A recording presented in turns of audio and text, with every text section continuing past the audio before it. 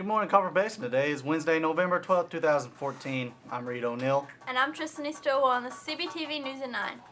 On today's show, we will be talking about the canned food drive, the 3D printer, and as always, your sports fact. Now let's get started.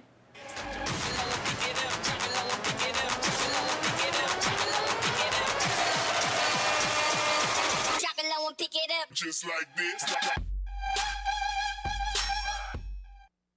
The canned food drive is still going on all week. Please bring in your canned food. Remember that all cash donations are also welcome. $1 equals one can. The class that brings in the most cans will win a pizza party. And we actually have a update here. The high school class in the lead is Miss Mari. The middle school lead class is Miss Daly. Now, let's go over to weather.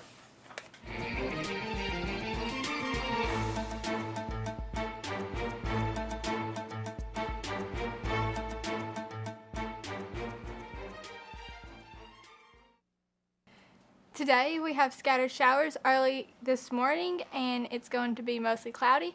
Highs are going to be in the 50s to lower 60s with low light winds. The chance of rain is 30%. Tonight will be mostly cloudy with lows in the mid 30s to lower 40s, light winds. Thursday is going to be partly sunny with highs in the upper 30s to lower 50s. And north winds at 5 miles per hour. Now let's go back to the anchors. Well, thanks for the weather camera too. Now we have a PSA. 3D printing is a technology that lets you take a digital file and turn it into a physical product. Almost anything you can imagine, people are creating. I think it's going to open up whole new opportunities in areas of mass customization. Unlike with music or movies, with a 3D printer, a lot of things that are printed aren't protected by copyright. One of the really cool things about 3D printing is it really changes the dynamic of a consumer culture. It turns you from being a passive consumer to an active creator. In 1993, police arrested Ronald Anderson for assaulting his estranged wife. The only problem was that Ronald Anderson had already been arrested for the same crime days earlier.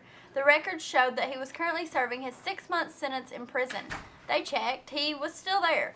Before the Time Travel Division could be called to untangle the apparent paradox, though a friend of the wife puncher cleared everything up, Ronald had a twin named Donald who had a habit of going to jail for his brother's crimes. Now let's go to sports.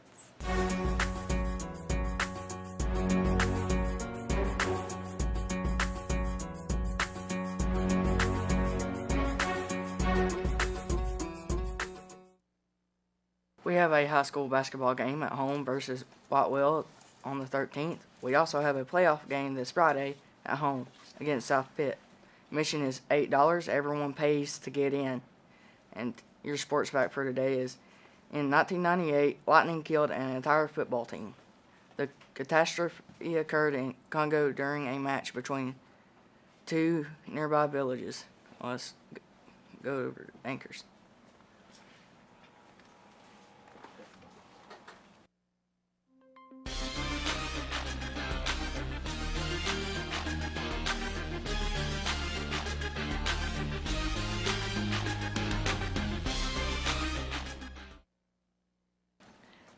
Today for lunch, in line 1 is hamburgers, fries, beans, fruit, juice, and milk. Line 2 is spicy chicken sandwich, potato rounds, beans, fruit, juice, and milk. And for breakfast tomorrow, you can either have apple or cherry fruital or parfait, fruit, juice, and milk. Now that's all for lunch.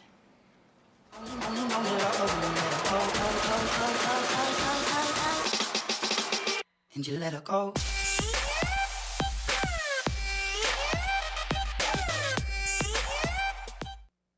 Lunch sounds good? Yes, Let's turn it over to a sponsor ad. Deep in a forest called the Quag lurk bloodthirsty beasts that hunt down all who enter. The village of Wormwood is surrounded by this wooded nightmare. That is why no one has ever left the village. No one has ever dared. To enter the Quag means certain death. Enter Vega Jane's world as she discovers that the village of Wormwood is built on lies, even if it costs her life. The Finisher by master storyteller David Baldacci is available at your Scholastic Book Fair. Birthdays today are Whitney Dalton. The Christmas card workshop will be November 17th from 6 to 8 p.m. See Miss Angie or Miss Danner for more information.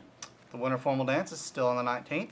There is a canned food drive all week. The class that collects the most wins a pizza party. The mandatory Tennessee Promise meeting will be on November 18th during RTI. A UTK representative will be here during lunch on the 13th.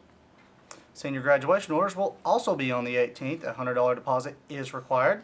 Student section t-shirts are being sold during lunch till the 14th. $6 for, and sizes are small to extra large and $8 for size XX large. Well, I guess that's all we have for announcements. So, does anyone know what the cabbage preacher said to his church? No. Let us pray. Wow. That's all the time we have for today's show. We'll see you tomorrow on CBTV News at 9.